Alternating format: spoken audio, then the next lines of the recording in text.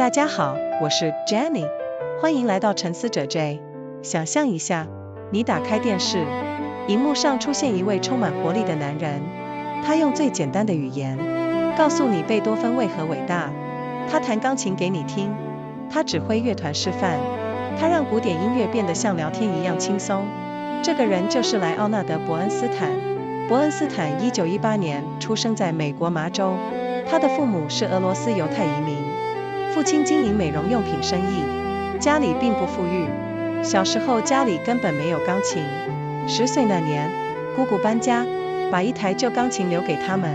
伯恩斯坦一碰到琴键，整个人就像着了魔，他开始疯狂练琴。父亲很不高兴，觉得音乐不能当饭吃，希望儿子接手家族生意。但伯恩斯坦根本停不下来，他偷偷去上课，自己打工赚学费，在酒吧弹琴，在婚礼上伴奏，只要能碰钢琴就开心。16岁考上哈佛大学，主修音乐，同学们都觉得他太疯狂，因为他不只弹古典，还弹爵士，还即兴创作，还指挥学生乐团。教授们也摇头，说他太不专心，什么都想学。但伯恩斯坦有个信念，音乐不该分高低，古典音乐不该只属于音乐厅，爵士乐也可以很深刻，百老汇音乐剧也能感动人，所有音乐都是人类的语言。这个想法在当时很叛逆。大学毕业后，他进入费城寇蒂斯音乐学院，跟随指挥大师莱纳学习。莱纳非常严格，要求每个音符都要精准，每个手势都要有意义。伯恩斯坦每天练习到半夜，研究总谱，背诵每个乐器的声部。1943年，伯恩斯坦25岁，成为纽约爱乐的助理指挥。这是个不起眼的职位，通常只是坐在旁边观摩，很少有机会真正指挥。但命运很快就给了他机会。那年11月14日，纽约爱乐要演出，客座指挥布鲁诺·瓦尔特突然病倒，前一天晚上才通知。伯恩斯坦临危受命，没有时间排练，直接上台。那场音乐会全美转播，数百万人在收音机前收听。伯恩斯坦走上指挥台，深吸一口气，挥下第一棒，音乐如洪流般涌出，他指挥得如痴如醉，整个人跟着音乐跳舞。演出结束，全场起立鼓掌。第二天报纸头条，年轻指挥一夜成名。纽约时报说他是天才。伯恩斯坦的人生从此改变，但他没有因此自满。接下来几十年，他在指挥台上创造传奇。他指挥纽约爱乐，把乐团带到世界巅峰。他们去欧洲巡演，去苏联演出，去日本交流。伯恩斯坦的指挥风格很特别，他不只是打拍子，他用整个身体诠释音乐，有时跳跃，有时蹲下，有时闭着眼睛陶醉。乐团成员说，跟他合作像在冒险，每次演出都是新的体验。他特别喜欢马勒的交响曲，当时马勒还不太受欢迎，很多人觉得太长太复杂。伯恩斯坦却说，马勒的音乐充满人性，有欢笑，有泪水，有挣扎，有希望。他一首一首录音，让全世界重新认识马勒。除了指挥，伯恩斯坦也热爱作曲。1957年，他创作了音乐剧《西城故事》。这部作品改编自《罗密欧与朱丽叶》，背景设在纽约街头，两个帮派对立，少年少女相爱。西城故事的音乐太美了，玛利亚这首歌，今夜这首歌，美国这首歌，每一首都成为经典。音乐结合爵士、拉丁节奏、古典和声，完全打破界限。首演时引起轰动，连演700多场，后来拍成电影，得到10座奥斯卡奖。伯恩斯坦证明了，百老汇音乐剧可以很艺术，流行音乐可以很深刻。但伯恩斯坦最重要的贡献，也许是音乐教育。1958年开始，他在电视上主持节目，叫做青少年音乐会，每个礼拜播出，持续14年。节目里，他用最简单的语言解释音乐，什么是交响曲，什么是协奏曲，为何莫扎特天才，贝多芬如何革命。他坐在钢琴前示范，请乐团演奏片段，让孩子们上台体验。他的教学方式很生动，从来不说教，而是像朋友聊天。他会问，你们听到这段音乐，想到什么？他会说，音乐就像说话，有问句有答句，有情绪有故事。这个节目影响了整整一代人，数百万美国孩子因为伯恩斯坦爱上古典音乐，后来成为音乐家，成为乐迷，成为教师。他们都说，是伯恩斯坦打开了那扇门。伯恩斯坦相信，音乐是人类共通的语言，不分种族，不分阶级，不分国界。1989年，柏林围墙倒塌，他去柏林指挥贝多芬第9号交响曲，把欢乐颂改成自由颂，东西德民众一起聆听，许多人流下眼泪。他指挥到生命最后一刻。1990年，72岁，健康已经很差，但他坚持登台，指挥最后一场音乐会。曲目是他最爱的贝多芬第7号。演出结束，全场起立致敬。几个月后，伯恩斯坦过世，全世界哀悼。纽约爱乐演奏安魂曲，音乐厅里座无虚席。人们记得他的指挥，记得他的作曲，更记得他的热情。他留下的录音超过500张，涵盖各个时期各种风格，从海顿到马勒，从巴哈到柴可夫斯基，每一张都是经典。乐评家说，他的诠释充满人性，永远新鲜，永远感动人。西城故事持续上演，全世界每天都有人演出，那些旋律已经成为文化符号。当你听到玛利亚，就想起爱情的美好；当你听到今夜，就感受到青春的悸动。但伯恩斯坦最大的遗产，是他对音乐教育的贡献。他证明了，古典音乐不是高高在上，而是属于每个人。你不需要音乐学位，不需要懂乐理，只要打开耳朵，打开心，音乐就会跟你说话。他常说一句话，音乐可以命名不可言说的事物，可以传达不可知的知识。这听起来很玄，但确实如此。音乐能触动灵魂深处，用言语无法表达的方式。很多人说，伯恩斯坦太贪心，什么都想做，指挥作曲教学，古典爵士百老汇，分散精力。但他不在乎，他觉得人生太短，音乐太美，为何要限制自己？他的一生充满矛盾，既是严谨的古典音乐家，又是活泼的百老汇作曲家，既是高雅的艺术大师，又是亲民的电视明星。但这些矛盾组成了完整的他，一个真诚热情的音乐人。今天当我们听音乐，享受音乐会，或是在手机上播放古典乐，都要感谢像伯恩斯坦这样的人。他们不只创造音乐，更把音乐带给大众，让艺术成为生活的一部分。如果你从未听过古典音乐，不妨找找伯恩斯坦的录音，听听他指挥的马勒第2号，听听他的西城故事，或是找找他的青少年音乐会影片，看看他怎么讲贝多芬，看看他怎么示范节奏。你会发现，音乐没有想象中那么遥远，它就在那里，等着你去感受。而伯恩斯坦，就是那个牵着你的手，带你进入音乐世界的人。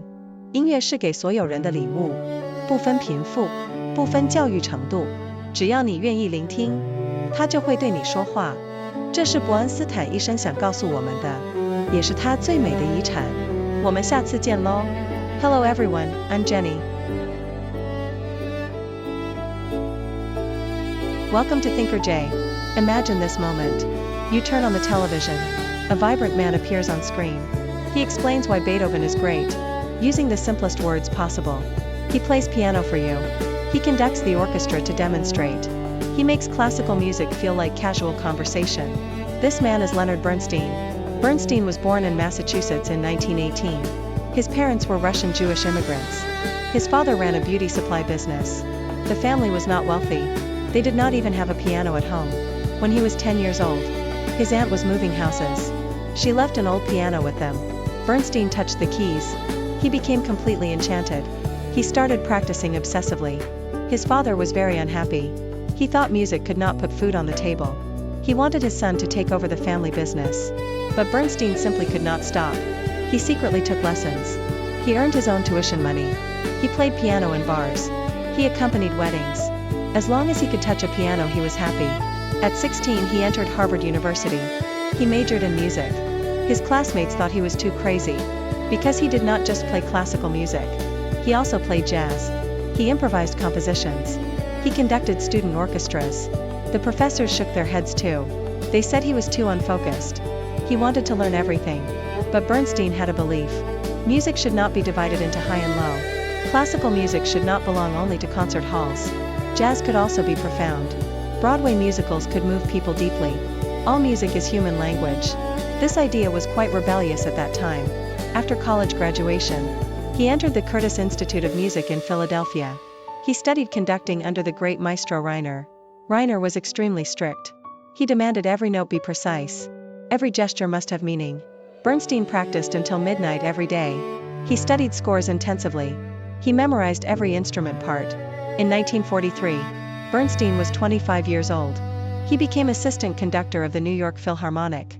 This was an unremarkable position, usually just sitting on the sidelines observing. There were few chances to actually conduct. But fate soon gave him an opportunity. On November 14 that year, the New York Philharmonic had a performance scheduled. Guest conductor Bruno Walter suddenly fell ill. They only notified him the night before. Bernstein stepped up in the emergency. There was no time for rehearsal. He went straight on stage. That concert was broadcast nationwide. Millions listened on the radio. Bernstein walked onto the podium. He took a deep breath. He gave the first downbeat. Music poured out like a flood. He conducted with complete abandon. His whole body danced with the music. When the performance ended, the entire audience stood and applauded. The next day newspaper headlines announced it. A young conductor became famous overnight. The New York Times called him a genius. Bernstein's life changed forever from that moment. But he did not become complacent. Over the following decades, he created legends on the podium. He conducted the New York Philharmonic. He brought the orchestra to world-class heights. They toured Europe. They performed in the Soviet Union. They exchanged programs in Japan. Bernstein's conducting style was very special. He did not just beat time. He interpreted music with his entire body. Sometimes jumping. Sometimes crouching down. Sometimes closing his eyes in rapture. Orchestra members said this. Working with him was like an adventure. Every performance was a new experience. He particularly loved Mahler's symphonies. At that time Mahler was not very popular. Many people thought the works too long and complex. But Bernstein said this. Mahler's music is full of humanity. It contains laughter and tears. It contains struggle and hope. He recorded them one by one. He helped the world rediscover Mahler. Besides conducting, Bernstein also loved composing. In 1957, he created the musical West Side Story. This work adapted Romeo and Juliet. The setting was on New York streets. Two gangs in opposition. A boy and girl fall in love.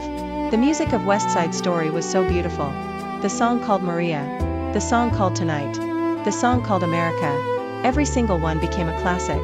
The music combined jazz elements, Latin rhythms, classical harmonies, completely breaking down boundaries. The premiere caused a sensation. It ran for over 700 performances. Later it was made into a film. It won 10 Academy Awards. Bernstein proved this point. Broadway musicals could be highly artistic. Popular music could be profoundly deep. But Bernstein's most important contribution, perhaps, was music education. Starting in 1958, he hosted a program on television. It was called Young People's Concerts. It aired every week. It continued for 14 years. In the program, he explained music using the simplest language. What is a symphony? What is a concerto? Why was Mozart a genius? How did Beethoven revolutionize music? He demonstrated at the piano. He asked the orchestra to play excerpts. He invited children to come on stage and experience it. His teaching method was very lively. He never lectured down to people. Instead, it felt like chatting with friends. He would ask questions. What do you hear in this passage of music? What does it make you think of? He would say this. Music is like speaking. It has questions and answers. It has emotions and stories. This program influenced an entire generation. Millions of American children fell in love with classical music because of Bernstein. They later became musicians. They became music lovers. They became teachers. They all said the same thing. It was Bernstein who opened that door. Bernstein believed deeply. Music is the universal human language. It transcends race. It transcends class. It transcends national borders. In 1989, when the Berlin Wall fell, he went to Berlin to conduct Beethoven's Ninth Symphony. He changed Ode to Joy to Ode to Freedom. East and West Germans listened together. Many people shed tears. He conducted until the very last moment of his life. In 1990, at 72 years old, his health was already quite poor, but he insisted on taking the stage. He conducted his final concert. The program was his beloved Beethoven's Seventh Symphony. When the performance ended, the entire audience stood in tribute. A few months later, Bernstein passed away. The whole world mourned him. The New York Philharmonic performed a requiem. The concert hall was completely full. People remembered his conducting. They remembered his compositions. They remembered most of all his passion. He left behind over 500 recordings. They covered all periods and all styles. From Haydn to Mahler. From Bach to Tchaikovsky. Every one is a classic. Music critics said this. His interpretations were full of humanity. Always fresh and alive. Always deeply moving. West Side Story continues to be performed. Every day around the world someone stages it. Those melodies have become cultural symbols. When you hear Maria, you think of the beauty of love. When you hear Tonight, you feel the excitement of youth. But Bernstein's greatest legacy is his contribution to music education. He proved this important truth. Classical music is not lofty and untouchable. It belongs to everyone. You do not need a music degree. You do not need to understand music theory. You just need to open your ears. Open your heart. Music will speak to you. He often said one particular phrase. Music can name the unnameable and communicate the unknowable. This sounds very mysterious, but it is absolutely true. Music can touch the depths of the soul in ways that words cannot express. Many people said this. Bernstein was too greedy. He wanted to do everything. Conducting, composing, teaching. Classical, jazz, Broadway. He scattered his energies. But he did not care. He felt life was too short. Music was too beautiful. Why should anyone limit themselves? His life was full of contradictions. He was both a rigorous classical musician and a lively Broadway composer. He was both an elegant master of high art and an approachable television personality. But these contradictions formed a complete person, a sincere and passionate musician. Today when we listen to music, enjoy concerts, or play classical music on our phones, we must thank people like Bernstein. They did not just create music. They brought music to the masses. They made art part of everyday life. If you have never listened to classical music, why not find some Bernstein recordings? Listen to his conducting of Mahler's Second Symphony. Listen to his West Side Story. Or find videos of his young people's concerts. Watch how he explains Beethoven. Watch how he demonstrates rhythm. You will discover something wonderful. Music is not as distant as you imagined. It is right there, waiting for you to experience it.